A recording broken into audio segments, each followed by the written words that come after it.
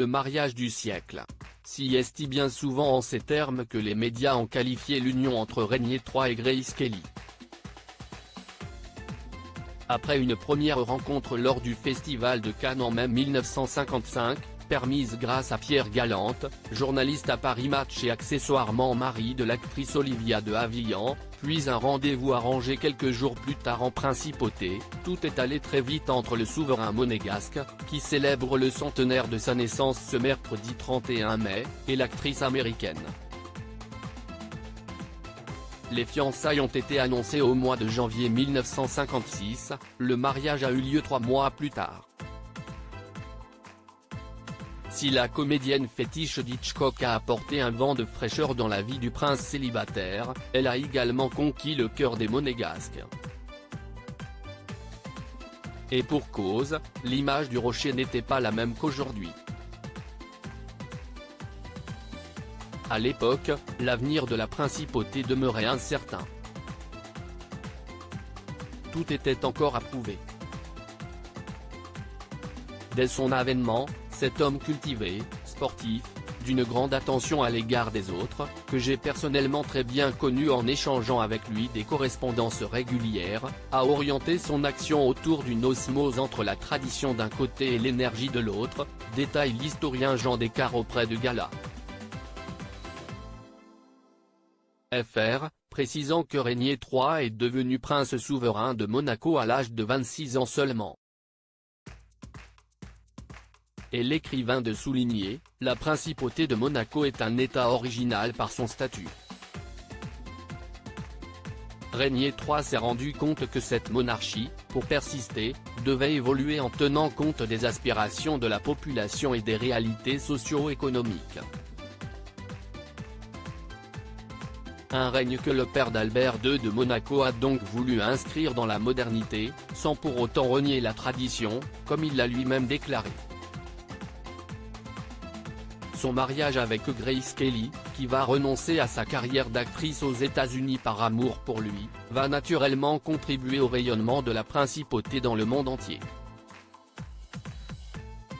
Supérieur à Régnier III, retour en images sur les femmes qui ont marqué sa vie. Un événement médiatisé qui a modernisé l'image du rocher. Comme le rappelle Jean Descartes, le mariage de Grace Kelly et Régnier III a eu un retentissement mondial et surprenant, qui a permis de faire connaître Monaco à l'échelle internationale. À l'époque, beaucoup de gens ignoraient où se trouvait la principauté, sans parler des Américains qui confondaient Monaco avec le Maroc, en anglais Morocco. Plus de 600 personnalités ont été conviées pour le grand jour, parmi lesquelles le réalisateur Alfred Hitchcock, choisi pour être le témoin de la mariée, mais aussi l'actrice Annie Cordy ou encore François Mitterrand, alors garde des Sceaux, chargé de représenter la France lors de cet événement. D'après les confessions de Jean Descartes, l'ancien président de la République aurait d'ailleurs été sous le charme absolu de la nouvelle princesse, splendide dans sa robe en soie et dentelle Hélène Rose, qui a par la suite inspiré de nombreuses mariées. Ce mariage, célébré en grande pompe, a été filmé à la manière d'Hollywood. La retransmission de cet événement a été extraordinaire. Ça a aussi permis à des Français de passer à autre chose parce qu'on était en pleine crise avec la guerre d'Algérie et de découvrir ce qu'était Monaco, ce que beaucoup de gens ne connaissaient pas. Ça a été un coup de projecteur extraordinaire, reconnaît Jean Descartes auprès de Gala. Fr.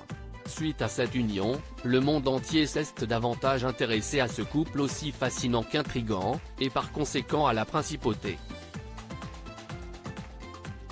Grace Kelly aimait des monégasques. Comme précisé par l'historien, le prince Régnier a été très tôt l'un des chefs d'État soucieux de l'environnement et de la lutte contre la pollution. Mais en même temps, il a créé le premier festival de télévision en 1961 et a organisé l'installation de très nombreux laboratoires scientifiques pour la santé.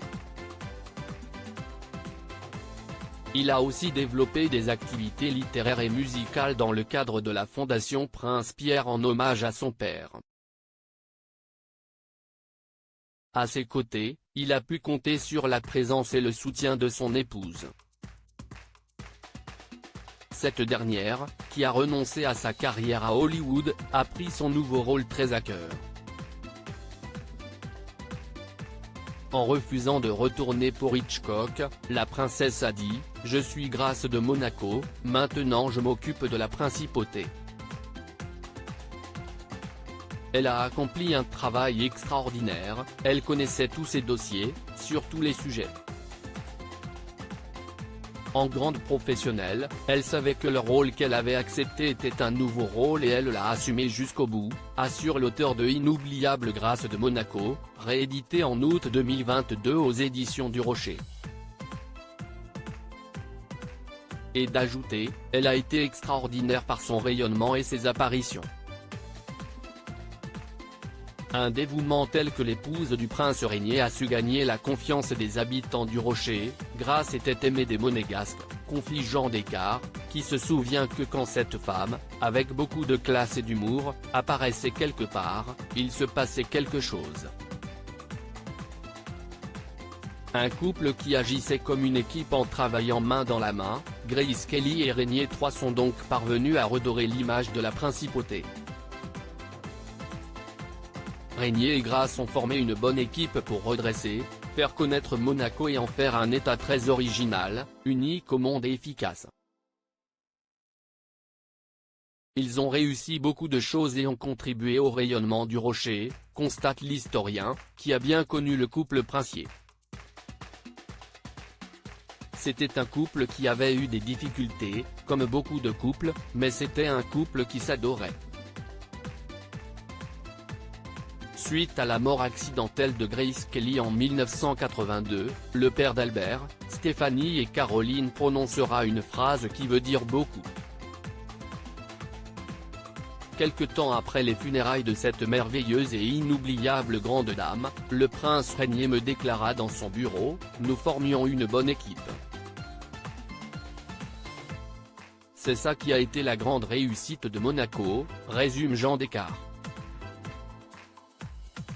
Si Régnier III a dû renoncer à l'amour de sa vie ce triste jour de septembre 1982, il a aussi perdu un atout fantastique.